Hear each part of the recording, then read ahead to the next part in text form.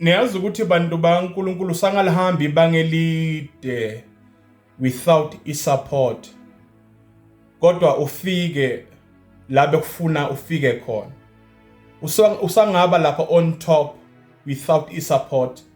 Kunabantu who are actually on top today but they were not supported. Ngoba ukungatholi support actually doesn't mean stop. Ukungatholi isupport actually doesn't mean quit. Ukungatholi uxhaso doesn't mean turn against people. Kunabantu namhlanje who are actually on top, kodwa they have nobody to show ukuthi I'm here because of 1, 2 and 3. Kunabantu who achieve the best but they don't have anyone to point ukuthi I'm here because I was supported. I-support usangayidinga ungayitholi, kodwa engayitholini kwakho musukuhlehlela emuva. I-support usangayikhalela uyidemand ebantwini, kanti actually i-support you don't have to demand i-support. Umuntu kwamele yena akusupport uqubuke ngaphakathi kuye, ngoba abaningi izinto zabo ziyafika on top, abaningi bayaphumelela kodwa kungabi namuntu emva kwabo.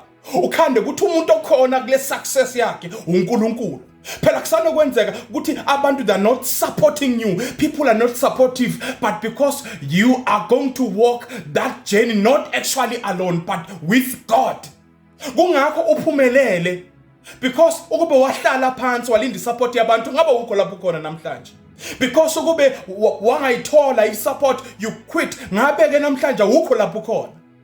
The reason why ungayitholanga isupport ukuthi because you were destined to walk that journey with God. Ukhona lapho because God wanted you to be there. Not every time support will do justice for you. Kwesinye isikhathi not getting a support can be a blessing for you in order for you to move. Omunye uzothi mina ngafunda but nobody supported me financially. Buka namhlanje ugraduate. Buka namhlanje wena graduate because nobody supported you financially. Kunabantu abanezinto ezinhle namhlanje abayikhombako, kunabantu abanezinto ezikhazimulako namhlanje, but because unako, because nobody was there for you. Omunye ngakhala athi mina ngagraduate but nobody supported me. I had no one during my graduation. Lalela, ufikile lapho wafunda without being supported, wa graduate without being supported.